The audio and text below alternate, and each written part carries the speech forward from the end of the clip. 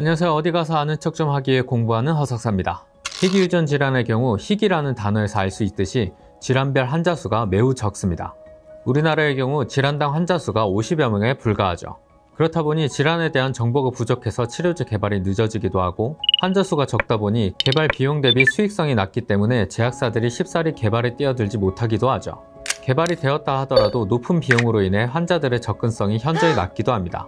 이런 문제를 해결하기 위해 등판한 연구단이 있으니 글로벌 탑 유전자 세포치료 전문 연구단입니다.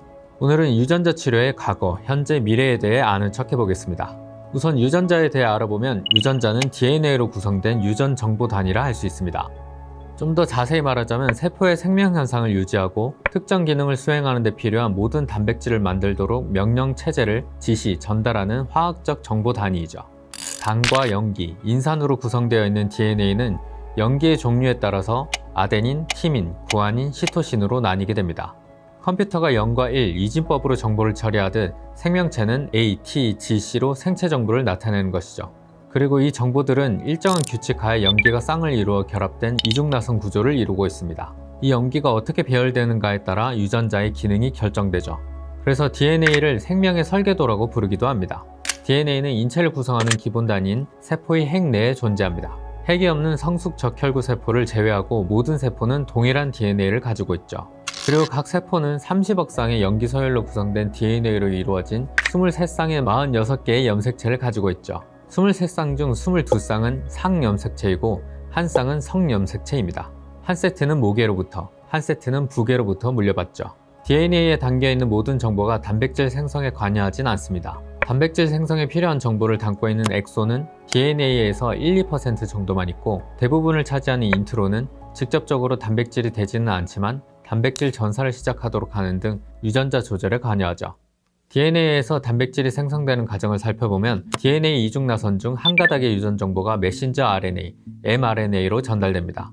옮겨 적는다고 해서 전사라고도 하죠. 이 전사 과정에서 인트론은 잘려나가고 실제 아미노산의 순서를 정하는 데 쓰이는 엑손만 이어붙여 mRNA가 되죠. 그리고 mRNA는 핵 밖으로 나온 후 단백질 합성 공장인 리보솜과 결합하게 됩니다. 리보솜과 mRNA 결합체는 유전 정보에 따라 아미노산을 이어붙여 설계도대로 단백질을 만들어내는 거죠. 이 단백질들이 신체의 각 조직과 기관의 기능을 실제로 조절하는 노브가 되는 겁니다. 우리 몸에서는 약 10만 종 이상의 단백질이 고유의 기능을 수행하면서 생존에 필요한 생명 현상을 나타내게 되죠. 우리 몸을 이루고 있는 단백질들은 유전자의 산물이라 할 수 있습니다. 그래서 유전자에 담긴 정보에 질환을 유발하는 정보가 담겨 있을 경우 유전성 질환이 발생할 수 있습니다. 하지만 유전성 질환이라고 해서 모두 부모로부터 물려받는 것은 아닙니다. DNA 복제 과정은 매우 복잡하게 이루어지는데 그 과정에서 우연히 변이가 발생하고 자연스럽게 복구되는 과정을 거칩니다. 하지만 안타깝게도 가끔은 이러한 복구 과정이 잘 이루어지지 않기도 합니다. 그래서 후천적으로 일어난 유전자 돌연 변이로 인해 생성된 단백질이 비정상적인 특성을 나타낼 경우 유전성 질환이 발생하게 되기도 합니다. 유전성 질환이 안타까운 이유 중 하나는 이 질환이 나에게서 끝나는 것이 아니라 후대에게 유전될 수 있다는 것입니다. 그렇다면 문제의 원인을 알았으니 해결할 일이 남았죠. 우선 어떤 유전자가 어떤 역할을 하는지에 대해 알아봐야 합니다. 그래서 1990년부터 인간의 DNA 지도를 만들기 위한 휴먼 지놈 프로젝트가 진행됐고, 2003년에 인간의 유전체 지도가 완성되었죠. 유전체 지도가 완성되었음에도 불구하고 아직 많은 유전자의 역할이 밝혀지지 않았고 추가적인 연구가 필요한 상황이기도 합니다. 하지만 이 연구를 통해 유전자에 대한 이해도가 상당히 높아졌고 유전성 질환에 어떻게 접근해야 하는지 실마리를 얻을 수 있었죠. 유전성 질환을 치료하는 대표적인 방법에는 많이 들어보셨을 유전자 편집, 유전자 가위 기술이 있습니다. 유전자 가위라고 해서 진짜 가위는 아니고 DNA를 자를 수 있는 기능을 가진 인공 효소를 말합니다. 많이 들어보셨을 크리스퍼 유전자 가위의 원리는 세균이 바이러스의 침입으로부터 자신을 방어하기 위해 만들어낸 면역 시스템에 있습니다. 박테리아는 바이러스에 감염됐을 때 대부분이 죽지만 일부는 살아남습니다. 살아남은 박테리아는 바이러스 DNA의 일부를 자신의 유전차에 저장해 놓죠. 그리고 이전과 같은 바이러스가 침입하면 저장해 놓은 정보를 바탕으로 작은 가이드 RNA를 만들어내 DNA 조각을 맞춰보고 일치하게 되면 카스9이라는 단백질과 함께 결합하여 외부 DNA를 잘라냅니다. 바이러스가 더 이상 증식하지 못하게 하는 것이죠. 인간 세포의 이 유전자 편집 기술을 적용하면 우리는 정확하게 원하는 유전자를 찾아내 잘라낼 수 있고, 자연복구나 유전자 교체를 통해 그 유전자의 기능을 잃게 하거나 다른 성격을 띠는 유전자로 변형시킬 수도 있습니다. 우리가 원하는 유전자가 있다면 집어넣고 원하지 않는 유전자가 있다면 없애버릴 수 있는 셈이죠. 희망적인 이야기로 들리기도 하지만 윤리적인 문제가 남아있는 이야기이기도 합니다.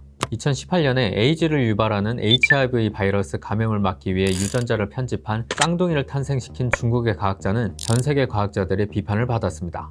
인간 배아에 유전자 편집 기술을 적용하는 것에 대한 윤리적 판단과 안전성 확보가 충분히 이뤄지지 않은 상황에서 독단적으로 실험을 강행했기 때문이죠.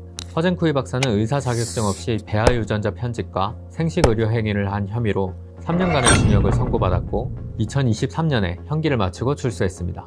유전자 편집 기술 사용에 있어서 윤리적으로 문제가 되는 것은 이 기술이 질병 치료의 목적을 넘어서 부모가 원하는 맞춤 아기를 만드는 데 사용될 우려가 있다는 것이죠. 유전자 편집 기술이 악용되지 않기 위해선 어디까지를 질병으로 볼 것이며 어디까지 유전자 편집 기술을 적용해도 될 것인지에 대한 논의가 필요한 것입니다. 그리고 아직 추가적인 연구가 많이 필요한 분야이기도 합니다. 유전자 가해 기술이 개발된 지 오래되지 않았기 때문에 이 기술이 안전한 기술인지에 대한 연구가 충분히 이루어지지 않았죠. 유전자 가해가 DNA 표적 지점을 절단하는 과정에서 절단 지점 부근에서 예상치 못한 변이가 발생할 가능성이 있다는 점과 유전자 가해 기술로 편집된 세포가 인체에 적용되었을 때 면역 거부 반응이 일어날 수 있다는 점도 해결해야 할 문제로 지적되고 있죠.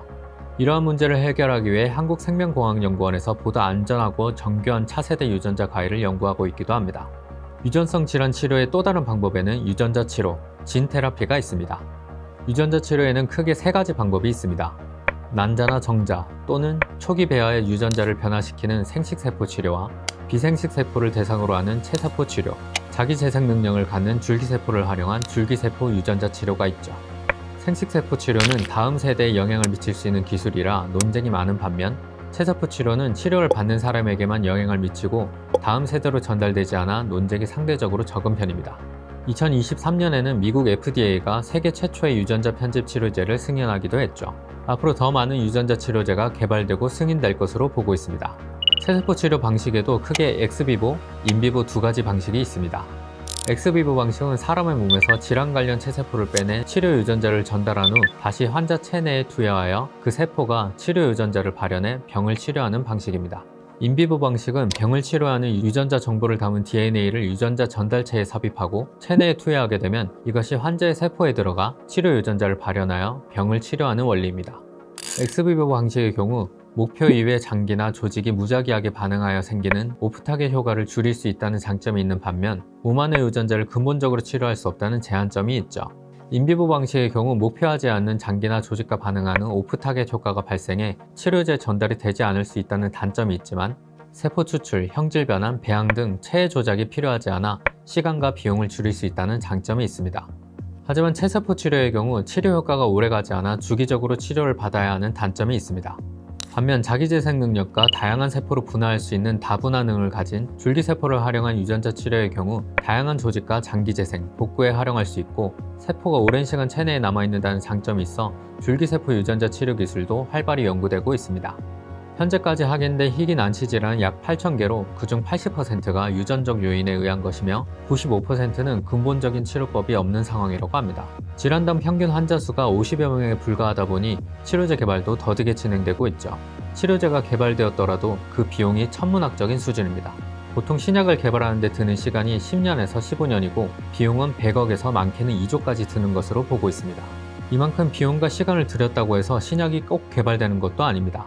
수익성을 전제로 하는 제약회사에게는 리스크가 너무 큰 사업이기도 하죠. 그렇다고 이 문제를 손 놓고 바라만 보고 있을 수는 없겠죠. 누군가는 해야 할 일이기도 합니다. 그래서 이에 대한 책임감을 가지고 출범한 연구단이 한국생명공학연구원을 필두로 한 글로벌 탑 유전자 세포치료제 전문연구단이죠. 5개 정부 출연 연구기관과 대학과 병원, 기업이 협력해 희귀 유전성 질환의 원인과 치료법을 더욱 빠르게 밝혀내기 위한 연구를 시작했고 희귀 난치 질환 유전자 치료제를 개발해 의료 사각지대에 놓인 환자를 구하는 것이 연구단의 목표이죠. 연구단은 성공적인 연구를 통한 희귀 유전성 질환이 난치 질환이 아닌 시대가 오길 기대하며 이 영상이 유전자 치료에 대해 조금 아는 척하는 데 도움이 되셨다면 구독, 좋아요 눌러주시고 궁금한 과학기술이 있다면 댓글에 남겨주세요. 여러분이 언젠가 아는 척 해볼 수 있도록 제가 대신 공부해서 아는 척 해보겠습니다. 과학기술이 세상을 바꿉니다. 언제나 그랬듯이.